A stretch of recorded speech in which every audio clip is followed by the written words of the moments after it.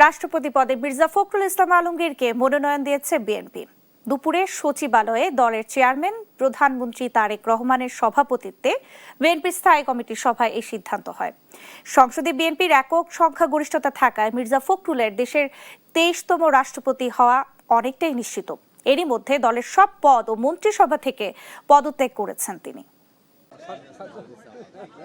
রাষ্ট্রপতি পদে দলের প্রার্থী চূড়ান্ত করতে বৃহস্পতিবার দুপুরে সচিবালয়ে দলের চেয়ারম্যান প্রধানমন্ত্রী তারেক রহমানের সভাপতিত্বে বসে বিএনপির স্থায়ী কমিটি।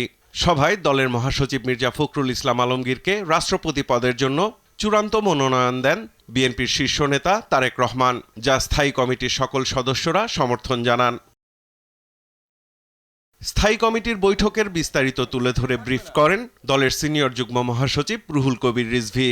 সম্মানিত চেয়ারম্যান এবং গণপ্রজাতন্ত্রী বাংলাদেশ সরকারের প্রধানমন্ত্রীর সাথে বৈঠকে এই সিদ্ধান্ত গৃহীত হয়েছে।